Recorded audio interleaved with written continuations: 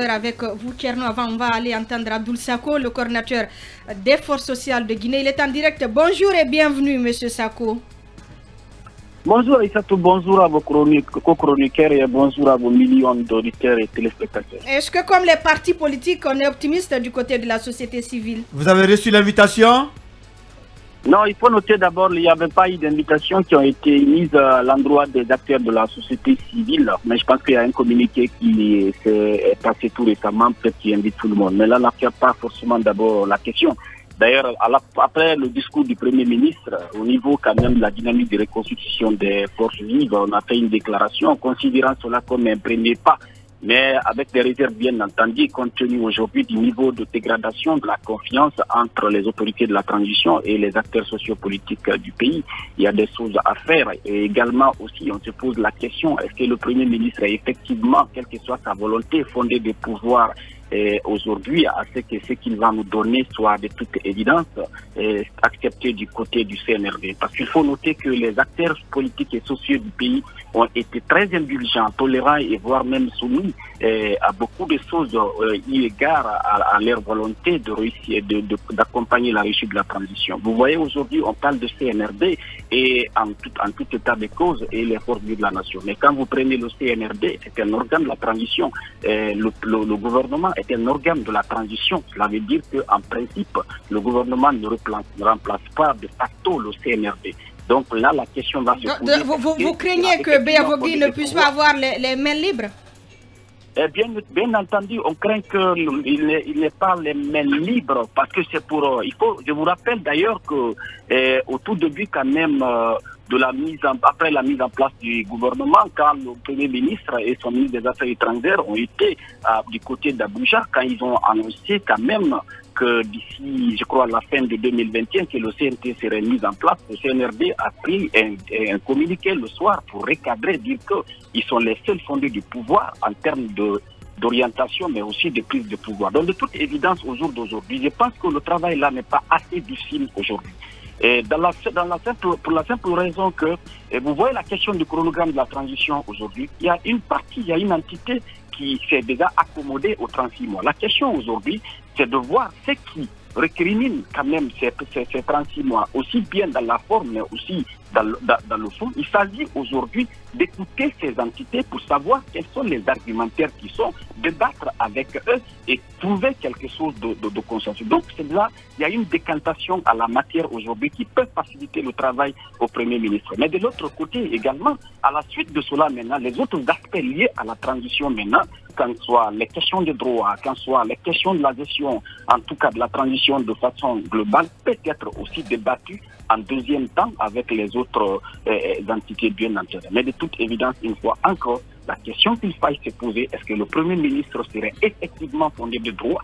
C'est pour cela nous voulons un acte fort au jour d'aujourd'hui de la part du colonel qui instruit effectivement qu'en soit un décret ou n'importe quel acte ou le communiqué du CNRD, comme ils le font souvent pour des actes majeurs, pour dire le Premier ministre est habilité au nom du CNRD à diriger le dialogue. Ça, si c'est fait, ça va encore davantage rassurer les acteurs. Mais de toute évidence, nous considérons, nous donnons le bénéfice du doute au Premier ministre, mais ça pas en réserve. En quelques minutes. Hein, oui, quelque part, on nous dit que l'Union africaine et la CEDEAO devraient être là comme des garants. Est-ce que vous voulez dire aujourd'hui que tous les acteurs sociopolitiques qui partagent les valeurs du CNRD ne devraient pas venir gonfler le nombre dans la salle de concertation et que la réunion ou le dialogue devrait être entre le CNRD et ceux qui ne sont pas d'accord par rapport à la conduite de la transition? On ne peut pas exclure les gens. Non, c'est une question. Il faut noter, quand on parle des valeurs aujourd'hui du CNRD, il y a beaucoup de valeurs qui sont partagées par, je pense que, des acteurs sociopolitiques, y compris ceux qui récriminent quand même la question, les 36 mois dans le fond et dans la forme. Mais au-delà de cela, ce qui est plus important, bien entendu, la communauté internationale, nous avons déjà exigé dans notre communiqué que la communauté internationale soit garante, mais aussi bien en termes de facilitation, mais la mise à disposition de l'expertise, par exemple, neutre, qui peut, par exemple, sur des questions de débat, sur la question du fichier, la question de ceci ou cela, les deux entités ne s'entendent pas, qui peut nous venir vraiment trancher à travers des argumentaires purement techniques et objectifs. Mais de l'autre côté, je disais alors par rapport au 36 mois, c'est pour alléger un peu le travail. Comme il y a déjà ceux qui ont dit qu'ils acceptent les yeux fermés les 36 mois, ils comprennent totalement, ils sont d'accord. Pourquoi alors engager des débats avec eux? Alléger la situation. Je suis très inquiet. Vous n'allez pas demander de les exclure quand même. Un dialogue, ça réunit tout le monde, Sako. Je vous dis, s'il vous plaît, je ne parle pas d'exclusion par là. Comme il y a des acteurs qui sont d'accord avec les 36 mois, le débat autour des 36 mois, ça peut être maintenant entre le CNRD et ceux qui ne sont pas d'accord pour les demander pourquoi ils ne sont pas d'accord. Vous êtes trop dans les détails, M. Sako. Vous êtes trop dans les détails. Il faut sortir de ça si on veut réussir le dialogue. Ok, je suis tout à fait d'accord avec vous. Je dis encore une fois, nous sommes d'ailleurs dans un processus très avancé de consultation avec l'ensemble des acteurs au-delà de la question du chronogramme de la transition. Comment nous allons nous donner les mains, conjuguer les efforts pour aller au-delà. J'ai vu que c'était une façon d'alléger, mais toute évidence, personne ne peut exclure personne de la dynamique. En une minute, voilà, pour terminer. Monsieur Sako, au-delà des questions sur la table, il y a des Guinéens qui estiment que ce gouvernement est suffisamment décrié pour le changer. Est-ce que vous êtes favorable, par exemple, à un gouvernement d'union nationale pour que tous les Guinéens se sentent concernés par la conduite de la transition?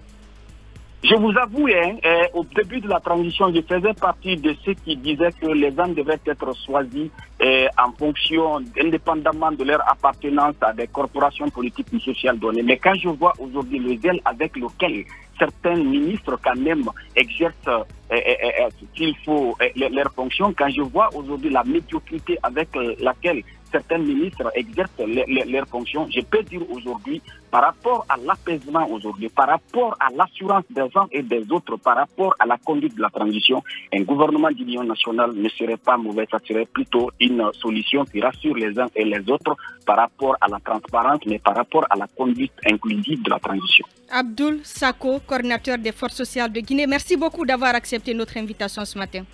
À moi de vous remercier. Nous marquons une pause pour nos obligations commerciales. Derrière, on se retrouve à suivre donc l'analyse de nos chroniqueurs.